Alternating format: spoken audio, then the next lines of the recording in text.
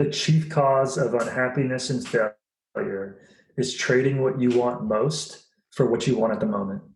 Dory 1, this is Fireteam Delta. Dad's coming home.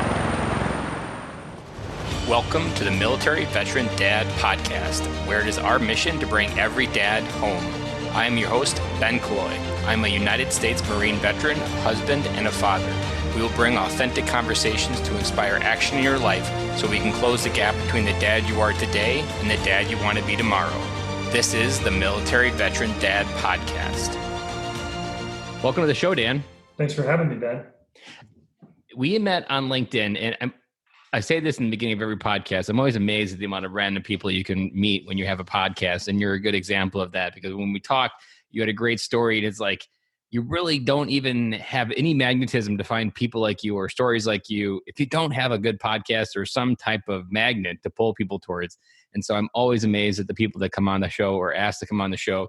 And I'm excited about our conversation today and what you can share with our audience, because you have a very powerful story, and that's where you are now. So tell us a little bit about yourself. Tell us about your family and your military background and what you're up to today.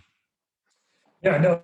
Hey, LinkedIn is a special platform, right? I mean, you can reach out to anyone, and hopefully, the outcome is going to be that they're going to be equally as excited to have a conversation, right? And so I appreciate you and applaud you for taking that leap of faith and responding to my messages, and look at where we are now. So thank you. Dan, and I spent about 22 years in the military. I'm still in the U.S. Army Special Forces through the 28th Special Forces Group. Long military career, lots of deployments, and got to about the 13 year mark on active duty, and had a come to Jesus moment where I was just like, what am I going to do for the rest of my life? I mean, this can only last for so long. I can only be deployed so many times. And so that's when I started looking into the civilian sector, and quickly realized that I lacked the ability to translate my extensive military experience into something that a corporate America, Fortune 500, Fortune 100 company deems valuable. So that's on me. But you work through that, and you persevere, and you do the things necessary to ensure that you can, in fact, live a life that you love after your service to this country.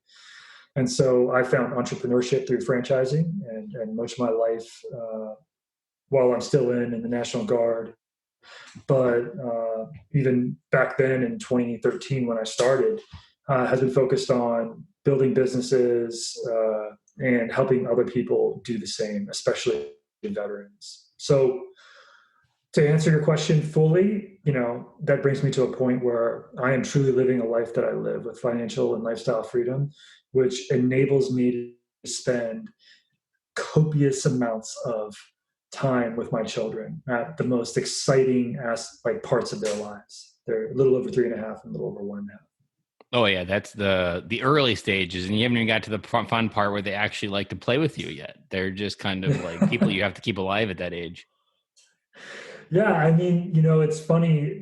My older one is more timid. He's kind of like his mom, and then my younger one, she is savage like me. And so I can see how fast she's developed at the same age as my older son has, because he didn't have anyone to look after, right? He didn't have anyone to see that was his size or whatnot. And so, yeah, my daughter, I mean, she's a savage, man. She is so far advanced. There's actually a hidden lesson right there with your kids watching themselves grow up. That's the power of coaching, that you find someone in your life to follow who's living life a little bit more advanced than you, and you want to learn the shortcut and get excited about that life.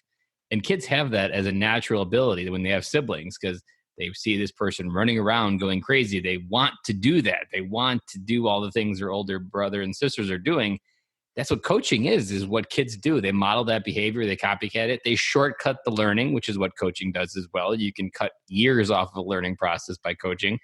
And it's often something that a lot of people don't correlate between how their kids learn and how they can learn as an adult. I'm sure to cross that barrier for you, and when you had that skills gap, you probably brought coaching in your life to help figure out and translate that, to shortcut that process and to make sure that it was as successful as it could be.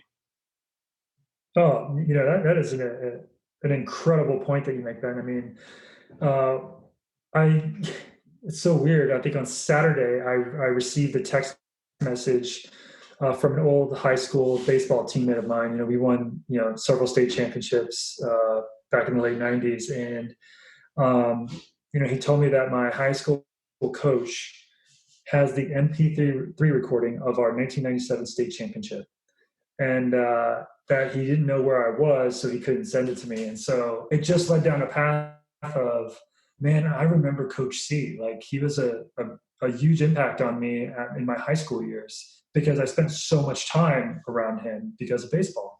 And we ended up texting for a good 2 or 3 hours on Saturday, back and forth, just kind of sending pictures back and forth and getting to know each other. And and when you have these good influences in your life, these positive influences, I told him, I just said, listen, thank you for everything that you did for me back then. I still utilize those lessons. It's helped me become the person I am. And the part that you're kind of just getting into that most military dads don't recognize is we as military dads and fathers have experienced a massive amount of life by the time we live. Even if you did 4 years, you will experience and live and have a depth to the world that very few people can even fathom and come close to. And if we can actually shortcut the learnings and the depth and gift that wisdom to our kids, we can give them a huge running start against the rest of the world, because most people don't spend time adding depth to their views, but military people have it naturally because of how we are stationed abroad. We've seen multiple cultures. We had to integrate with multiple different people of the United States. That's a gift that can propel our family, and ourselves as a coach can help our kids shortcut some of those early learnings of how do you work with someone that you don't understand? How do you work with someone who maybe doesn't make the same amount of money as you? Like, these are all things that we're great at ourselves because we learned them. And that's the part where we can really instill that in our kids as they get to that age of figuring out how life works. Yeah, and that speaks to another one of my passions, which is leadership and leadership coaching and speeches and whatnot. And so I published a document on my website about like the 8 leadership principles that I've learned from being in the Green Berets and how they've made me a better father, husband, businessman.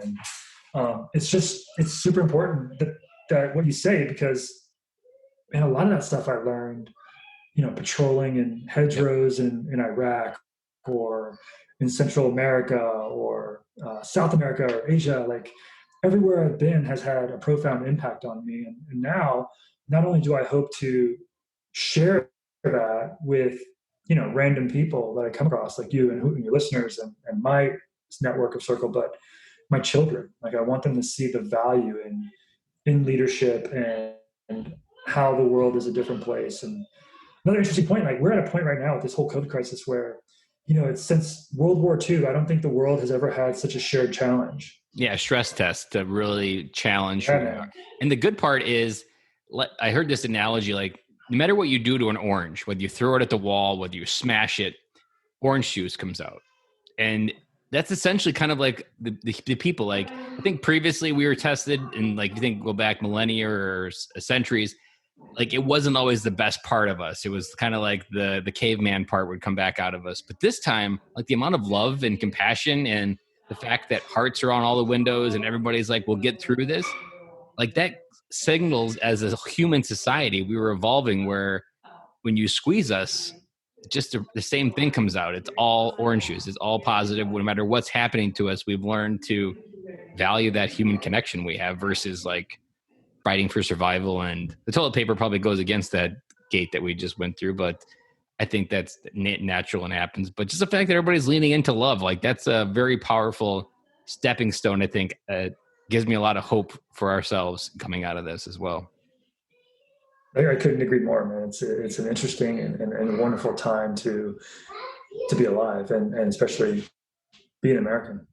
So you hit on a point that you flew over, but I want to dive deep into it. Go back, take us back to that moment where you had to figure out what you wanted to do when you grew up, and what was your life look like? Did you have a family? What kind of people were you trying to support? And what was your mindset? And like, what was that moment where you just woke up and you're like, I can't keep living on repeat? Yeah, 2011 to 2012, I was a detachment commander for U.S. Special Forces in El Salvador. And I was a CW2, so a warrant officer, didn't have a captain. And I was leading an ODA, dealing with Southcom commander, dealing with TSOC commanders, on a weekly basis because we were setting up a counter drug and human smuggling task force for the El Salvadorans. Probably like the highlight of my military career. Here I am leading a team in Central America with so much history with the U.S. Army Special Forces being El Salvador, where MS-13 and M18 are running rampant. And I'm here with 10 other guys, some of which I've deployed to combat with, some of which I haven't. And we're just doing our mission, man. Like we're playing in the Super Bowl. And it was awesome. Being a guardsman and being on so much active duty since then, as the deployment started to wind down, I was just like, man, what am I going to do with my life? I can go on ADOS orders, which is like active duty operational support for like the Pentagon or whatnot, but that wasn't fulfilling my life's goal and purpose, right? So I ended up getting this job at an intelligence firm outside of DC, and I was very happy. I was in a team with a bunch of former Green Berets, and we worked in this windowless room, and we just read intelligence reports and put them on like networking computer programs, right? God, it was mind numbing. It was right during the drawdown when Obama came in office, and we started to withdraw and withhold like combat operations in Afghanistan. It just so happened that I was following a network in Afghanistan, but nothing could happen. And so I just was thinking to myself every day. I'd get there at 6 in the morning. I'd work till 2 p.m. And at 1:45, a dude would be standing behind me because we didn't have enough computers. And so I'd have to like log right off at 2 o'clock, walk out, and then go live my life. Well, it got to a point about 6 months in where I just woke up at 4 in the morning, got to the end of my bed, and just started bawling. I just started crying. And my wife now, she woke up and she's like, "What's wrong?" Like, she'd never seen me cry before. And I was just like, I just don't know how like this happened. Like, how did it life end up here? this? Yeah, right. Like, how am I so sidelined in everything that I've worked to achieve, like to become a special forces soldier and then a special forces officer, and this isn't what my life means more. Like I'm not impacting anyone, right? So I had a 45-minute conversation with the universe on the way to work after that. And I put my big boy boots on, got in my car, and drove to work 45 minutes each way. And I just said, listen, I got to make a choice. I can be a pawn or I can be a knight. Like, it is what it is. And so I analyzed what was stopping me from achieving my goals and really what they were in the first place. So I got to work, put everything into the universe. Providence happens when you put things out there, you say it out loud. I got to work and I told everyone, hey man, I am going to go to grad school. I'm going to get an MBA, and then I'm quitting. And so I went to work and I started filling out grad school applications and studying for GREs and GMATs. And at the same time, though, what really changed my life was I looked at my older brother, and he was a Marine from 1988 to 92.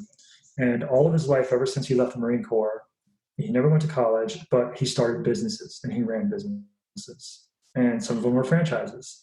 And so he had this franchise in Delaware that I had watched for 10 years previous, just changed his life. So I call him and I'm like, hey man, like, I'm miserable. I don't know what to do. Like, I don't know when my next deployment will be. I can't work this job anymore. I'm applying for grad school, stuff like that. And he was just like, well, you want to start a business? And I was like, well, I don't know what I'm doing. Am I allowed to do that? Yeah, right. Like, no one tells me to do that. Something you can do? Talking about coaches, right? And I'm like, but yeah, I do. Like, I want to. I've always been entrepreneurial, right? Like, while I'm running two businesses, being in the military and having a corporate job, and then getting married and starting. And so, my message to people now is like, you can go to work and you can work for the man, and there's nothing wrong with that. Okay. But if you're going to sit there, you're going to be miserable about it, then challenge yourself to learn more. Mm-hmm. figure out what it is that you want in life. Go through the conversations that you need to have to determine if franchising is for you, which is just another form of entrepreneurship, or if starting your own app or whatever it is your right path. But find your path. Don't just Yep. sit there and not do anything and complain. Because I'll tell you what, the thing that, besides being out of corporate America, I work for myself, I'm completely self-employed. I help people. My job is to help people find the perfect franchise for them. The biggest benefit that I experience from this life is the fact that I take my son to swim class every morning at 9:30 on Monday mornings, and on Tuesdays at 9:30 to 10:30, I take them to gymnastics, and then I drop them off at school, and I pick them up at school at 5:45. And everything that I need to get done is on me, right? And I do all of that between 11 and 4, and that includes working out. And you do that all in your own time, and it's centered around the most important thing, which is family. Yes, 100%. Otherwise, what? I'd wake up at 5:30 in the morning. I would either have to go work out before I have to go to work at 7:30, or I'd have to work out after. But what does that mean? That means I'm taking time away from my children and my family. And I was terrified. Like, so you live just near Madison, Wisconsin, right? And so in DC, I don't know if you know this, but the traffic there is horrible. Traffic's horrible in any big city. You can just pretty much. Right. Yeah. So you're looking at, you could live 20 miles outside of DC and have to drive into DC every day. And it could take you almost 2 hours, Ben. And then on the way home, everyone's migrating out. So DC has a population of like 600,000 people, but during the workday, it swells to 1.5 million. So all those people are on the same two highways, okay? I was overcome with fear that one day I wouldn't be able to make baseball games. I wouldn't be able to make t-ball games, soccer games. Because you'd be stuck in traffic. Or in a cubicle. That's not the life a lot of us are supposed to live, but it is the life that some are. And there's nothing wrong. It's just, don't be if you the have the person desire always... to live something differently, you have to. Me and you have a similar one where I had a job corporate for 8 years, and it was my position was eliminated. But if I'm honest, I was never really that happy, and I was learning, like you had mentioned, and this podcast exists as a method to try to build something outside of that. But I wasn't being honest with myself, and I should have just pulled the plug a long time ago instead of having to wait for my position to be eliminated, because that question, that haunting feeling was really in the back of my mind. It was something that depressed me every day, just sitting there doing something that wasn't like fulfilling, and it may be something I could do, but I was like, it just doesn't make me happy. Like that was something that that feeling I ignored, probably like yourself, where you just woke up one morning and it just hits you. Like, if you're having these feelings, dads, like they're there for a reason. Like if you listen to the podcast, I talk about feelings a lot. Feelings are meant to be felt and understood, not suppressed. This feeling at work, I suppressed for far too long. And once I lost my job, I really was able to see like that feeling was there the entire time. I just got really good at suppressing it and lying to myself of what I needed to do. Yeah. And we do that because society kind of has a way of telling us, hey, you go to graduate, go to college, and then get a job. Even TAPS course, getting out of the military, they issue programming to you. They issue a uniform on the way in. They issue programming on the way out. This is how the world works. This is how you take a square cube and fit it in a round hole, which most veterans don't fit through. No, we're independent thinkers. I tell people when I work with a lot of veterans, and I love working with veterans because I know what we're worth, right? And usually my process is it's a process. So like we work together. I coach you along this way of finding that ideal business opportunity for you, right? But I tell people all the time, they're like, man, I've never been in business. Like I don't know what to do. And I'm like, well, did you know how to be a dad? No, you just kind of like, you just make it happen, right? Yeah. Well, the only difference is that you buy a franchise, man, a lot of that stuff's already developed for you. That's the best part of franchising for veterans. We already know how to follow a manual, and franchises have a manual. Yes. And so, and then outside of that though, Ben, it's like military people possess every business trait required to be successful. We just call it different things. That's it. We just need to translate it, like English to Spanish, right? Like that's it. But I could take any veteran and be like, dude, if you just do what this franchisor has set up for you and you follow that system and you make it fit you, right? Like you have some leeway here and there, but you're going to be successful. Like just trust yourself. You've taken towns and cities and did cordons and searches in the middle of the night, and you flew Blackhawks or whatever it is, man. You did amazing things. Like you can do this. Trust me. Mm-hmm. I'd like to go back a little bit further in your past. How did you end up in the special forces? Yeah. Well, in high school, I was always an athlete, and then, but I also was in the Navy Junior ROTC program all the way through high school, right? And I really credit that a lot with actually making the plunge to get into the military. It was fun. Of course, your buddies make fun of you when you walk to school in high school with like a nerdy uniform, but that was worth it. So, my brother was in the Marines, my dad was in the Air Force back in the day, and always had a family of service. I remember vividly watching the TV for hours on end during Desert Storm 1, because my brother was in Desert Storm 1. And I remember going to Paris Island and watching his boot camp graduation. And so it's just like all of these things that resonate. He's 10 years older than I am. So when he's 20, I'm 10, right? I'm watching all this. I'm going, man, this is fucking awesome, right? Like, this is great. And it gets to a point where I get to high school and I'm starting to prepare for college. And I didn't come from a very wealthy background. We were middle class. And I just remember my dad kind of looking at me one day and going, you really going to go to school, man? And I looked at him and I just said, no. I go, I'm not ready. All I want to do is party and have fun. So what I want to do is I want to join the military. But I either want to be a submariner, a Navy SEAL, or a Green Beret. And he was like, oh, okay, let's just go talk to recruiters. So I've never been the fastest guy, never been the strongest guy, never been, the best baseball player, football player, right? I was always just like that average person, but I never quit. And persistence is omnipotent, right? So I started going through the whole process and ended up going through MEPS for the Army to become a computer programmer. And it got to the point where I was at the MEP station. I went through all the physical stuff, and I was like, hey, you got to sign this paper now. Like, it's time for you to enlist. And I couldn't do it. I was like, this isn't me. Like, I'm not a computer programmer, right? Like, I want to join the military, but like, this isn't me. So I put it on hold for like 4 months. Graduated from high school. The next 2 weeks later, I was like, all right, I'm ready to do this. We went down to MEPS, and then I became a forward observer. Joined the 82nd, went through the 82nd Airborne, because it's before we had the SOP-C program, which is where you can join the Army now just to become a Green Beret. So you had to have time in service before you joined the Special Forces. So I went through the 82nd, and then 2 years in, I met my minimum time requirements, went to selection. Then I went to Korea for a year, and then went through the Q course, and have been in Special Forces ever since. What were you hungry for that gravitated you toward the Special Forces? I wanted to be the best.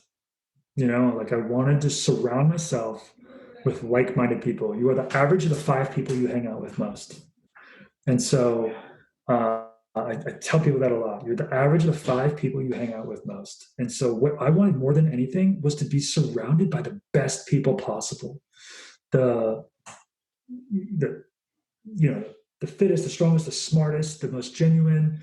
That's who I wanted to be with. And I knew that if my life was on the line, the 4 people next to me had a better chance than anyone in the world to make sure that I survived. And I wanted them to count on me to do the same. Is there an interesting story how you didn't end up in the Marine Corps like your brother? Yeah, he told me not to. Well, that's good. That's an interesting. That's an interesting one, and it's direct. Yeah. He was just like, just do yourself a favor and don't join the Marines like I did. And I was like, okay. What was your brother's job?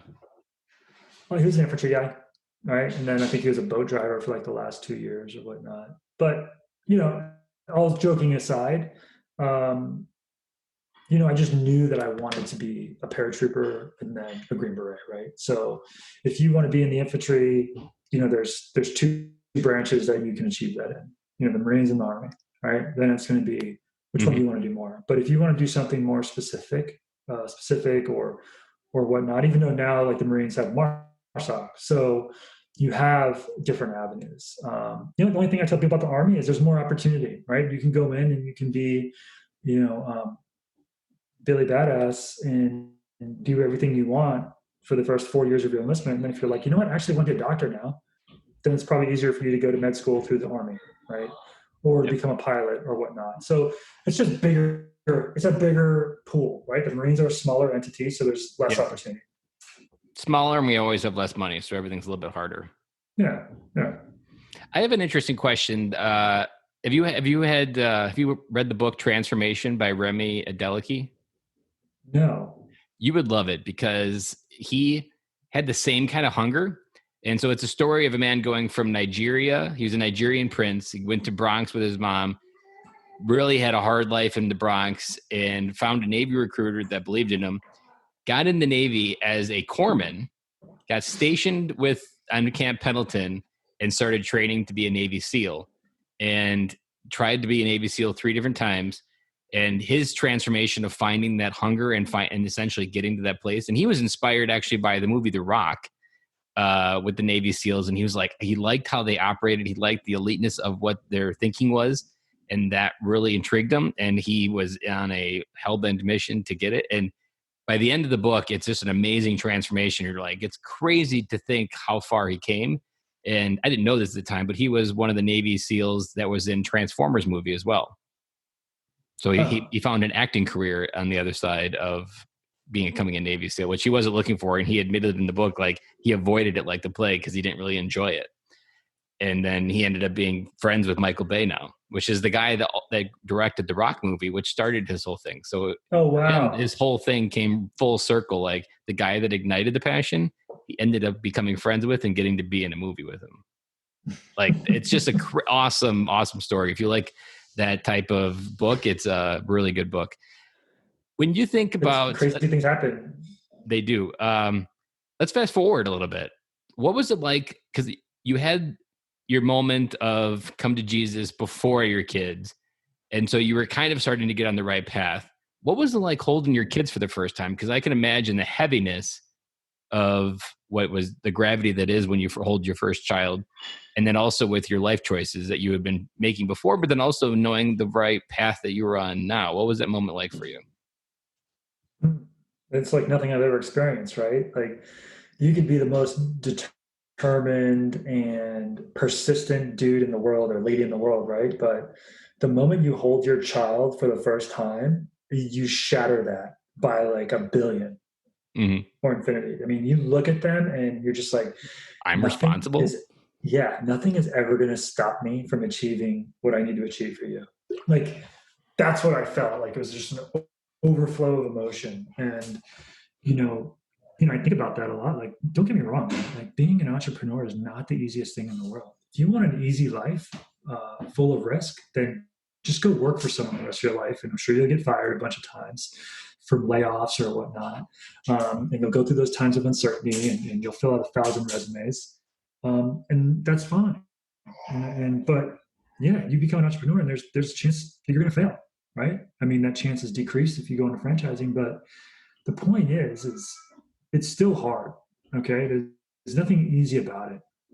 And those late nights that you're putting in that work or you're doing payroll or you're trying to figure out your marketing campaign and you just want to go to bed or drink a beer or whatnot, like that's when their faces pop up in your head, like your kids, and you're going, nope, let's just turn this into high gear. I'm gonna go get a cup of coffee and let's get this done. Mm-hmm. Yeah, that's the hunger that you had that seed planted way back when you were chasing the excellence in the army. And now as you grow, you're chasing that excellence to be the example for your kids. And the crazy part, so you have one daughter and one son, right? Is what I remember? Mm-hmm. Yeah. Yeah. So your daughter, the crazy part about setting a clear example of who you are for them to lead by is that your daughters go into the world to find a copy of you, and they measure every person they bring home by the measure of their father. And so if you joke about that dad that has a shotgun at the door, that's the dad that wasn't the dad that he wanted her daughter to bring home. And when you model the right behavior, you have full confidence because she's going to let go someone that doesn't measure up to your standard. And so when you continue to set that bar and look at your life against theirs and like, I need to keep being hungry and pursuing energy and passion because they're going to go out into the world and they're going to look for me as an example for what to follow. 100%, man.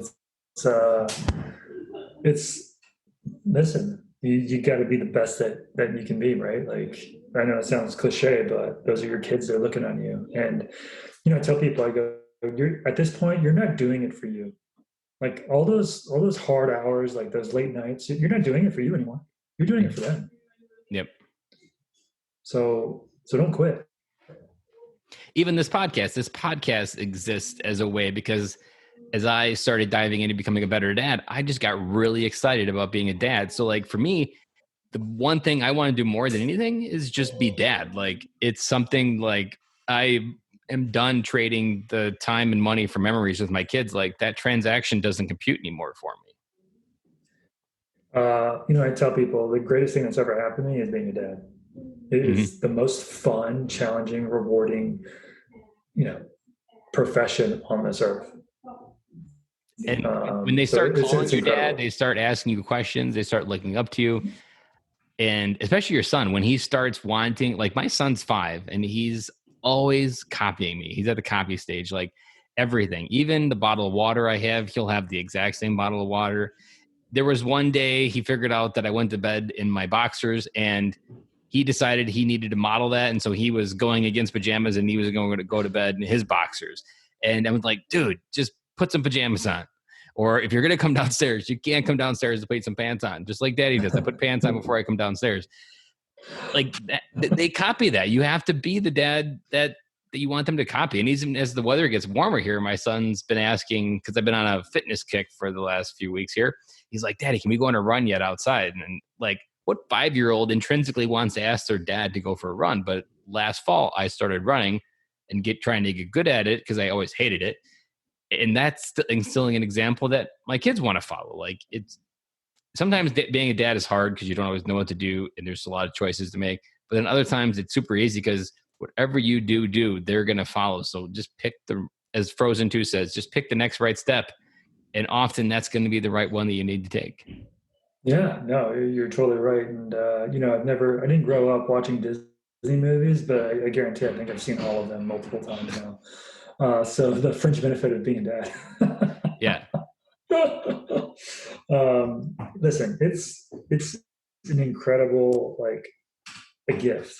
It really is, from just watching them fall asleep on the couch or listening or just seeing him fall asleep in bed. Like my youngest, she's a free spirit, but man, she's as calm as can be when she's sleeping. And she's a little bit like Sleeping Beauty because she just sits there and it's like, there's no way that wild spirit is inside that beautifully calm body that's just laying on the bed. And it's a beautiful thing to remember. And the part that a lot of dads get hung up in if they stick into the work mode or being a provider, they don't really cherish to remember those moments. But like every season of being a dad changes and every day it changes and it moves on to the next season. If you don't cherish the season you're in, like my kids are always wanting one more hug from upstairs. And at first it was super annoying. I'd be like, just leave me alone. I just want to go downstairs and watch Netflix. But then I realized like there's going to come a day where one more hug is all I want to hear. And it's just going to happen, boom, like that. It's going to be gone. Yeah. And every moment could be that moment where, boom, just like that, they're riding their bike. They don't need their training wheels. And now they get their first taste of freedom without dad. And you're like, wow, that stage went by quick. And you'll say that a lot. But if you have those key little moments where you're like sitting down, being present with them, like that's where the big memories are made and where you get your fuel to do everything you need to do during the day, because when your cup's filled with the love of your kids and your family, you can go on. That's why I added to the logo of the podcast, our family is our legacy, because that's the greatest sense of joy that you can get in your world, and it can fuel every other area of your life. I love that, man. Like it is, you got to really appreciate these moments because they're going to be gone. They're going to grow up and there's on my Instagram, there's a video. I was gone for 2 weeks and I took an Insta story of me picking up my daughter from daycare. Mhm. And, and, and I think I titled it like, when your daughter hasn't seen you for 2 weeks and is yet to have her first boyfriend. Because she sees me from across the room and it's like a glass door and I'm just recording and she sees me and she jumps off her teacher's lap and she sprints to the door and like gives me a hug and I record the whole thing. And I'm just like, one day she's not going to be excited. She's going to put her headphones on. She's going to be like, Dad, you're annoying. I'm going to be Yeah, like, oh go man, that's away. heartbreaking. That's heartbreaking, man. Like, I don't, so I recorded that because I want to remember that forever.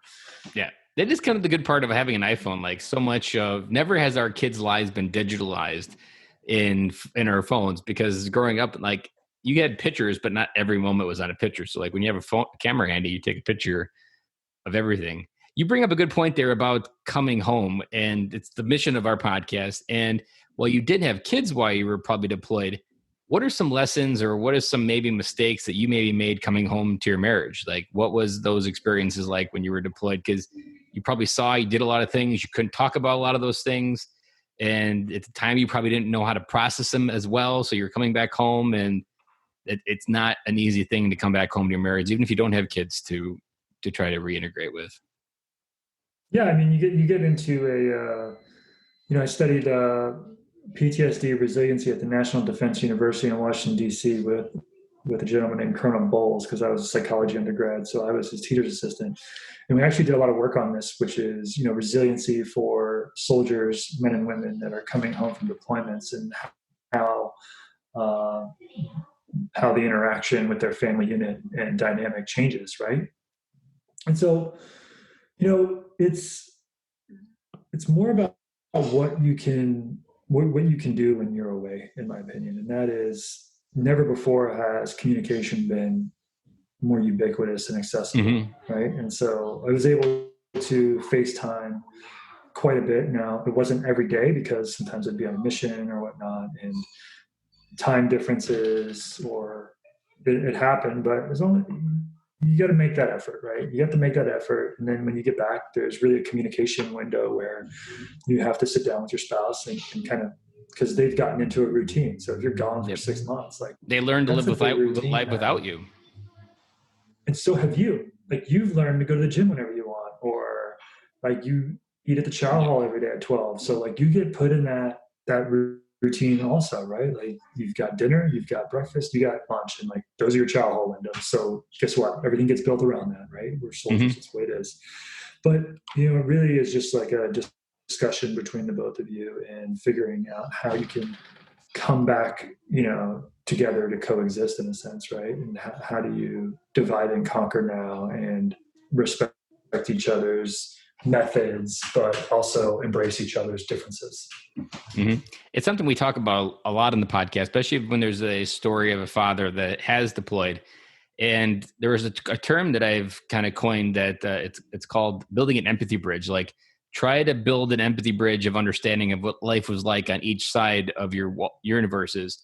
And by building that bridge, you can come together and meet in the middle, and then you can kind of continue forward together. But until you kind of catch up and understand, like, especially if you have kids, like dads, if you have like a 12-year-old out there and you were gone for a little bit, like there's probably issues at school that they didn't have someone to come talk to, and maybe mom was too busy to sit down with.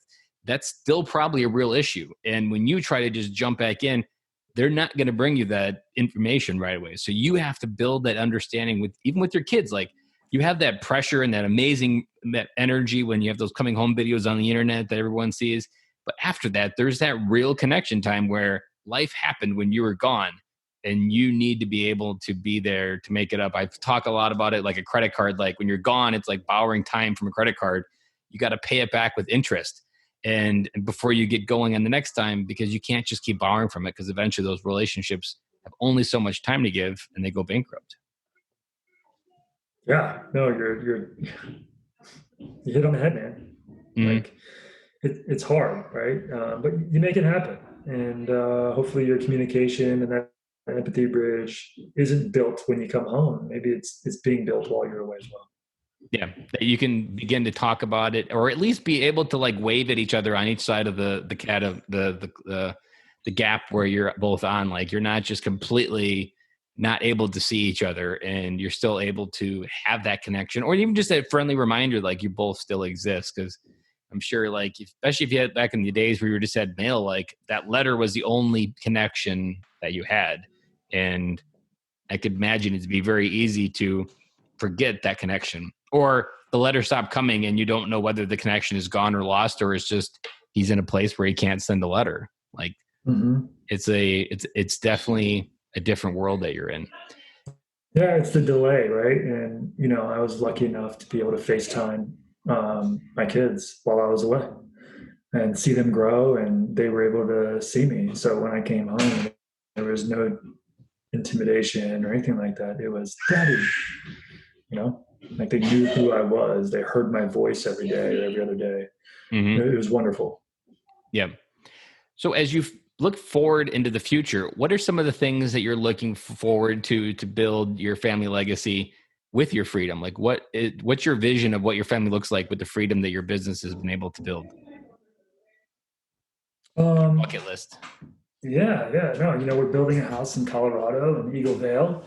And so I'm just really excited to get out west and uh, really, teach the great outdoors to my children. I really want them to grow up in that environment where, we can go on hikes and bike rides and ski and snowboard and just be in the mountains and live a life that's outside more instead of being cooped up and, more city type life, right? And so, yeah, I want them to see that, I've helped a lot of dads, especially military veterans and moms and military moms, um, find a life that they love through franchising, man, and how that's impacted those children. And so I think if they can look at me and they can say, man, my daddy helped like a lot of people um, live their lives, which has helped a lot of kids have extraordinary relationships with their parents because they have the freedom to do so. That's that's my goal. That's my mission, my new mission in life. Mm-hmm. What do you think, like, what are you doing today to help feed that mission as far, besides your family, like what, to get to your, like that vision, what did you do to build, be able, because you didn't just wake up and like, this is how I want to craft my life. Like, how did you get from the point where you started to have freedom and you were able to actually have that clarity? Like, what was that process like for you? Well, being a Green Beret is being a force multiplier, right? So, that's what we do. We force multiply and we help. A lot of people think it's all Rambo and whatnot, but a lot of our mission is, for internal defense, right? And so we go there and we lead, companies and battalions of foreign soldiers, and we train them and we help them. We do humanitarian missions as well. Um, so it's always been ingrained in me is to like teach, coach, mentor, and also lead people. But um, I just listen. I didn't. So I'm technically a franchise consultant now, right? And so I didn't have me. I didn't use me when I purchased my franchises. And although they're successful and I've already sold one and it's enabled me to get to this point in my life, I really woke up one day and I was just like, man, like I had some hard times with my second franchise, for a lot of reasons, right? And so I said, well, what if I can help veterans, especially, but then other individuals and investors bypass those? And like you said earlier, like take that shortcut and coach them and bypass those hard times by helping them find something that gives them this lifestyle freedom that they crave, right? Um, and so it just kind of hit me, and luckily I found this opportunity through Providence, and it really has changed not only my personal demeanor every day because I wake up motivated and inspired to help other people, but man, like selfishly, I get to do what I want.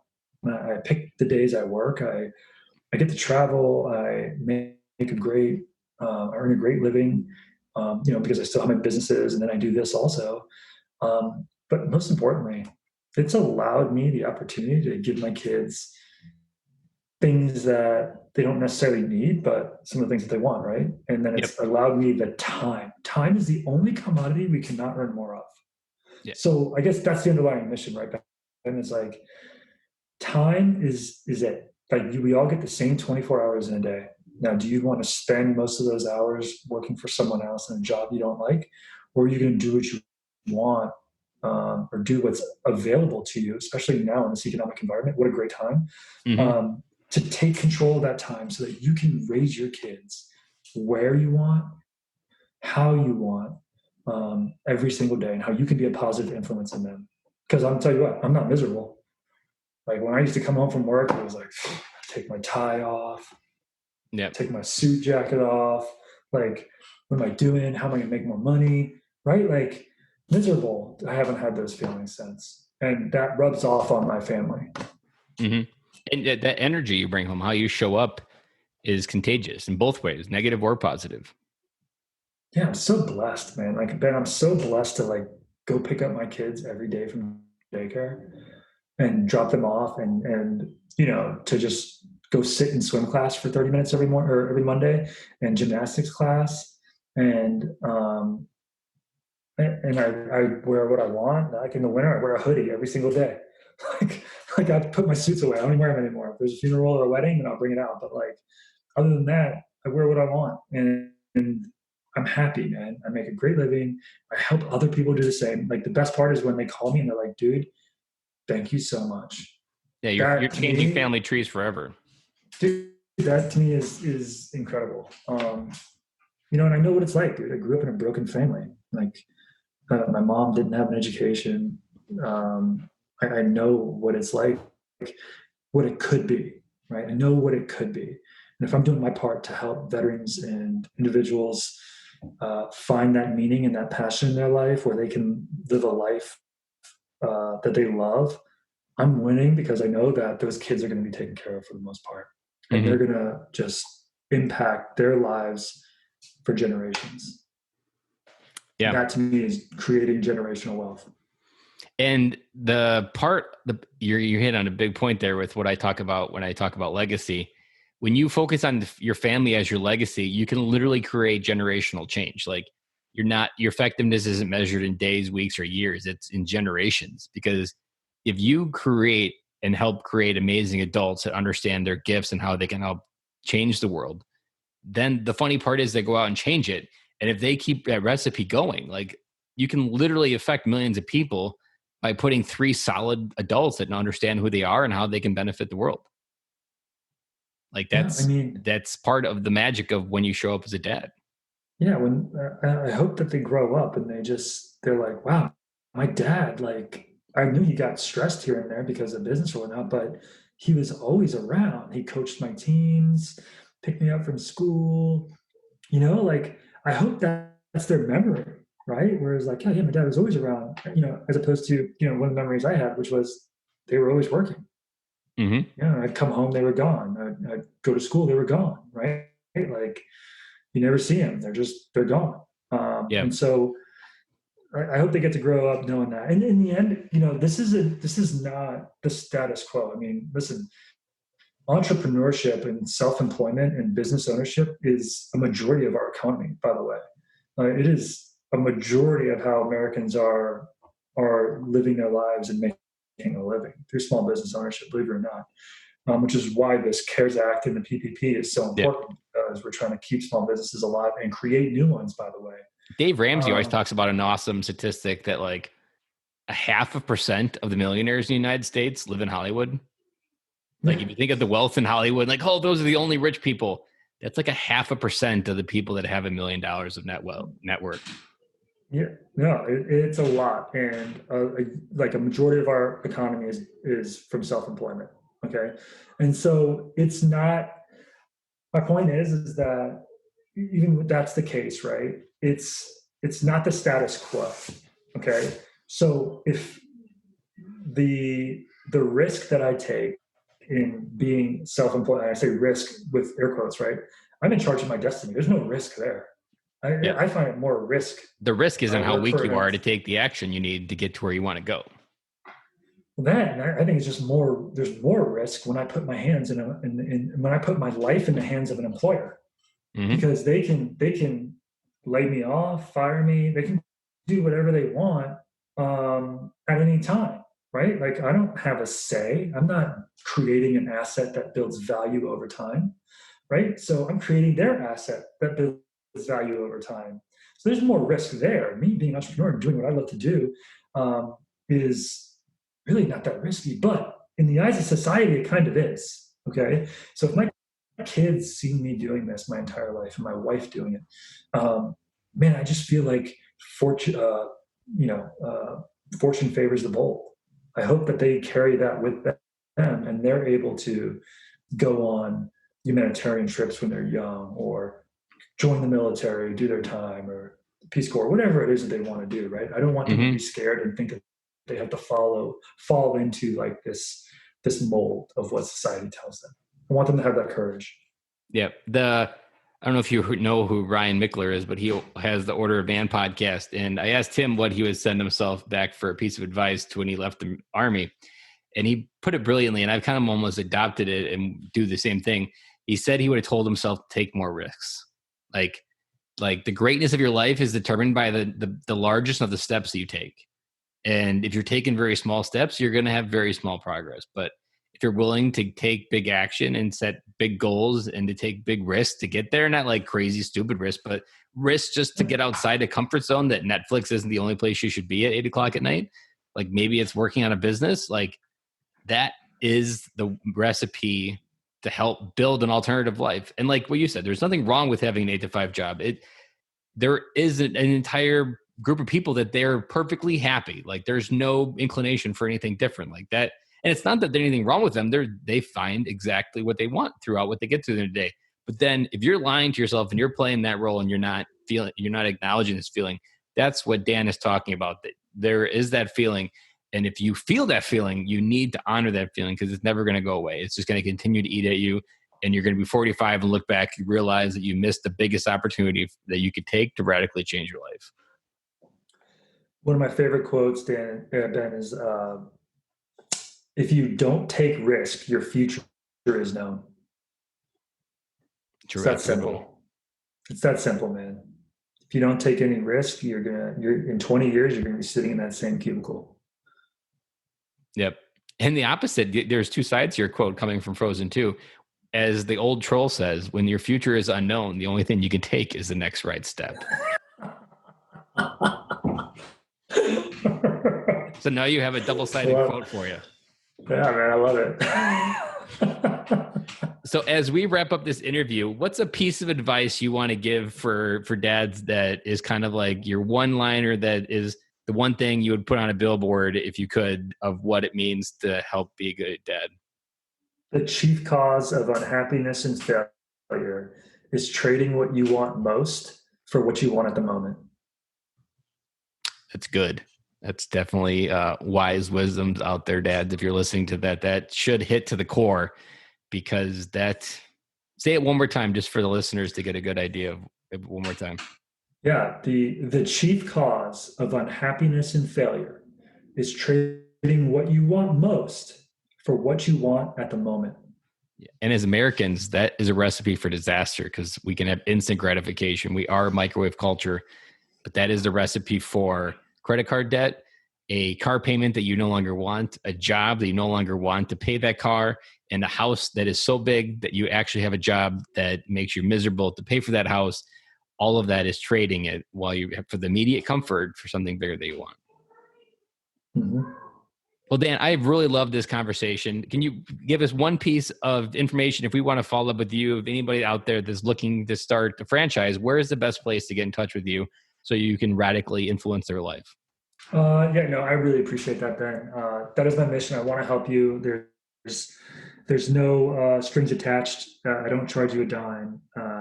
But you can find me on Instagram at the Dan Lorenz, Facebook, Dan Lorenz, and then also on LinkedIn, you can search for Daniel Lorenz. But I also have my website, which is www.synergix.com, which is SYNYRGX.com. But again, if you just find me on Instagram, you can go to my profile and you can link right to it. I'll put all those links in the show notes so that way you don't have to worry about writing it down from the episode, and you can go right there and check them out and follow Dan, because where you are going in life and what your kids are doing, I can't wait to someday see an Instagram post 20 years from now and to see your kids go out into the world with the energy and the excitement and the passion to go out there and change it. Ben, like that's every day I wake up with that vision, man, and I really appreciate you saying that. And I just want everyone to know that, hey, anything can start with a conversation, right? The Yep. reason Ben and I are here together is because we had the courage to talk to someone we've never met before, never seen, and just figured out where it goes. And so, whether you want to be on a podcast like me, I wanted to be on Ben's podcast, and or you want to learn, is franchising or entrepreneurship even for me? It all starts with a conversation. So the ball's in your court. Well, I appreciate it. And I have a tagline that I often repeat, that you're always one conversation away from something amazing coming into your life, and you're going to miss 100% of those shots you don't take. And you're a great example of that, Dan, because this friendship is just getting started. And you can't, the amount of opportunity you have in your life is directly correlated to the amount of strangers you're talking to. And if you want more opportunity, you need to find more strangers to talk to. Hey, Ben, thank you for everything. Thank you for your service, and welcome home, man. Thank you. Back to episode 70 of Military Veteran Dad. Thank you for coming back to this podcast. You out there, the listener, I greatly appreciate you as this podcast grows. We just passed 10,000 downloads.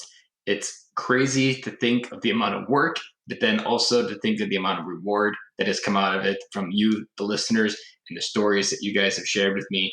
It is just, I can't even really put words to it. It's just, it really hits me to the core, and I get more excited every episode to keep going because I know this content is helping you out there. I want to remind you that if you aren't a member of the Facebook group, go on and check it out, because we've just started during COVID-19 doing a Zoom call on Sunday nights at 8:30 Central, 6:30 Pacific, and 9:30 Eastern. Again, 8:30 Central on Sunday nights, we're doing a free Zoom call in the Facebook group. Go in there, check it out, see what's going on, and just share the load. I've talked about it so many times in the podcast that if you have something heavy on your heart, you need to be able to get that out. And this is an opportunity where you can do that. And we've got about 4 or 5 guys that keep coming back right now. So it's a nice, small, intimate conversation where we've just kind of talked about life. Last week, we helped a guy start a podcast or itch closer to starting a podcast.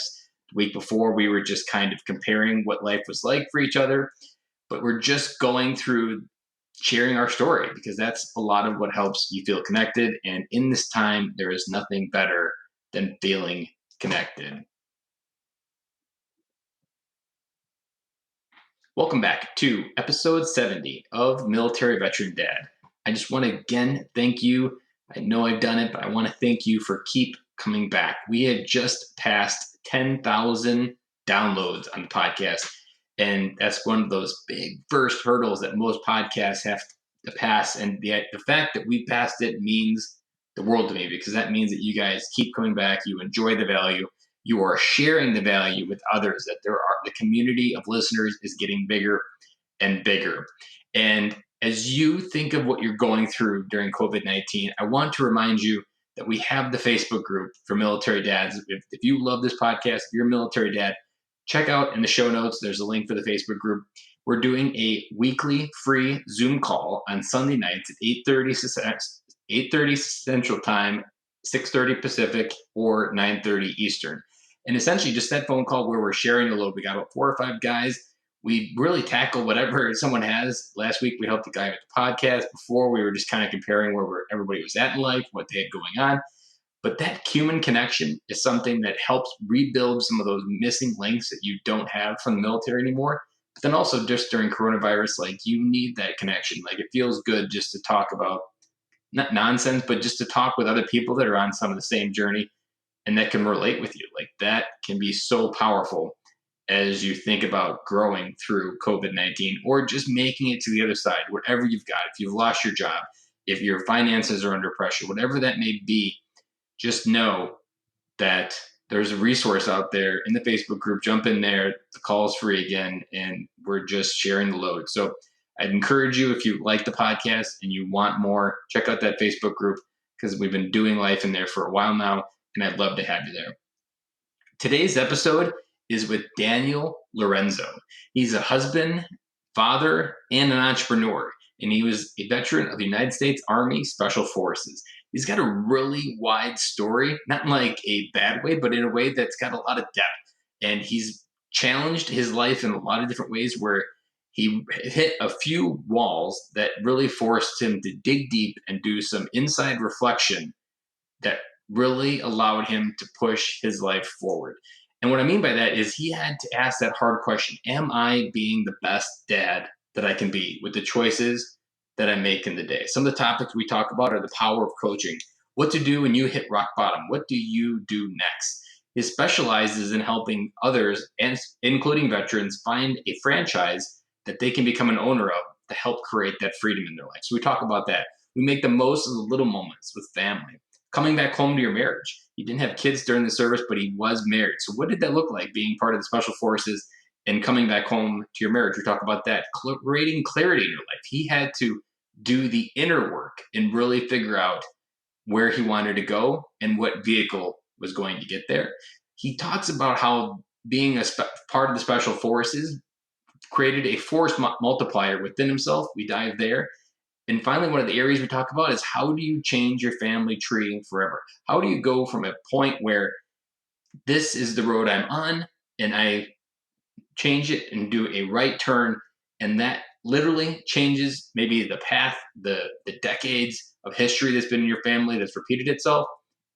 We talk about how a single choice to choose freedom can be one of those things that completely changes your family tree forever and really creates the family and the legacy that we talk about that you really want for your family going forward. So without further ado, here's Daniel Lorenzo, and I'll talk to you again on Friday. That's a wrap. And thank you for listening to today's show, and I really hope you enjoyed it. The lifeblood of any new podcast are the reviews. If you haven't reviewed the podcast yet on iTunes, I would really appreciate it, and you will help us get the message out to even more military veteran dads. As John Maxwell says, if there is hope in the future, there is power in the present. Dads, it's time to come home.